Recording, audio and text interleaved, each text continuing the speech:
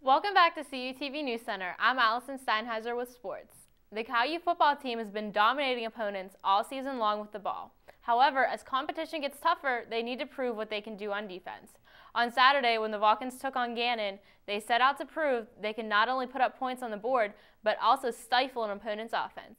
While the softball and baseball teams are off to a fast start, another spring sport is looking to have a successful season as well. The tennis team here at Cal U is hoping to combine talent with teamwork to achieve their ultimate goal of a national championship. Over spring break, many students will be heading south. Count the CHE hockey team in that group of people. But while most students will be soaking up the sun and relaxing, the men's team will be working on the ice. The ACHA National Tournament starts Thursday, March 11th in Fort Myers, Florida. So Allison, why was field work here? Well, each year the Leadership Advisory Committee Board and the Leadership Studies Program has a speaker come in and talk to the students about what it takes to be a leader. This year they decided to have a two-time Stanley Cup champion speak about what he believes leadership means. So guys, the trade deadline for the NHL was on Wednesday. The Penguins were able to pick up Jordan Leopold, who's a defenseman they really needed, and Alexei Ponikarovsky, who is a scoring winger that they need. Do you think that will help them in the long run? If you missed student convocation and want to know more about President Armente's plan, you can visit calu.edu for the PowerPoint as well as the video. Reporting for CUTV News Center, I'm Allison Steinheiser. With so many different items and experiences available, there's something for everyone. Go to PittsburghPenguins.com to bid by February 5th. Reporting for CUTV News Center, I'm Allison Steinheiser. Cal U takes pride in their core values of civility, integrity, and responsibility.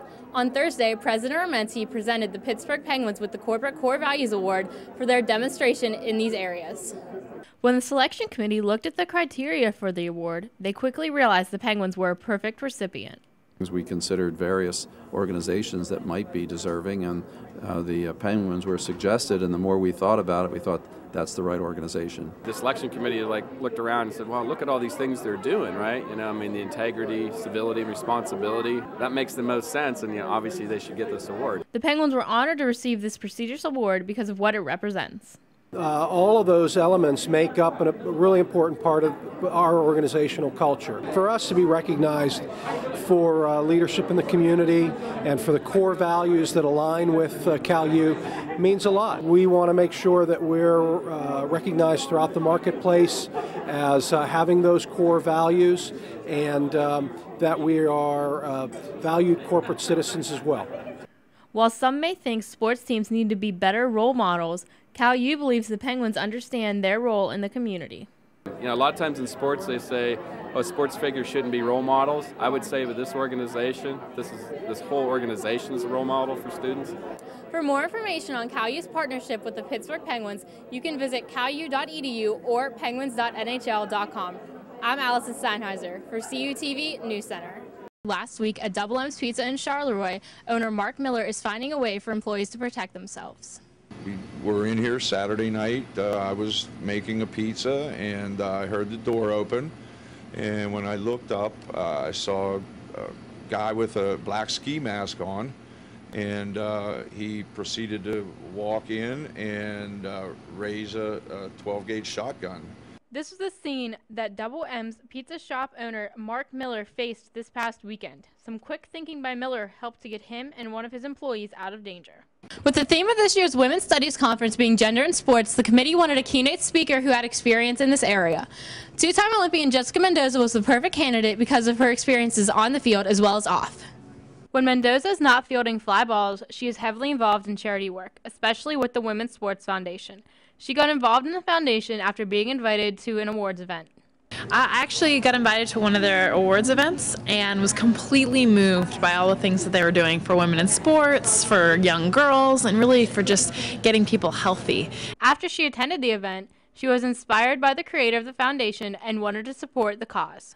I was very much influenced by Billie Jean King and wanted to help in any way that I could. Mendoza had such an impact on the foundation that she was named the 2008 Sportswoman of the Year. Scott, as you talked about, a lot of teams are adding another color to their uniform, pink. As most people know, October is Cancer Awareness Month, and all of the high schools we've been to have been doing their part in showing support. The Fort Cherry cheerleaders are all using pink pom-poms. Brentworth's entire team is wearing pink socks. Some have even gone as far as to get pink spikes. Here at CUTV, we've been doing our part as well, whether it's been wearing pink with the scarf I have on or pink ties, pink shirts, whatever we can do. It's a great cause, and everyone's banding together to fight this disease, whether it's in professional sports, high school, or college. We've seen it. So October is a great month for cancer awareness. A lot of people have been showing support for it, and tonight's no different. The story of the game was Brooke Williams looking to become the career leader in women's points. Early on, she gets a pass across the perimeter, gets the 3-ball to fall to put Cal up 7-6.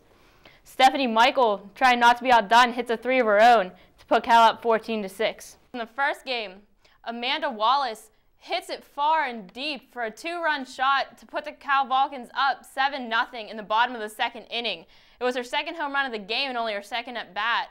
This time, Julian Russell trying to join the hit parade, and it's gone for a grand slam for her. An 11-0 lead for the Vulcans, and that gets the fans excited.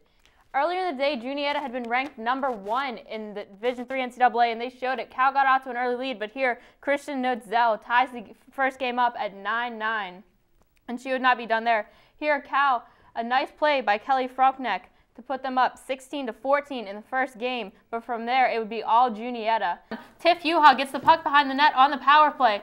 She is able to dish it out in front of the net, and Ali Parator is able to put it home to tie the score up at 1 in the first period.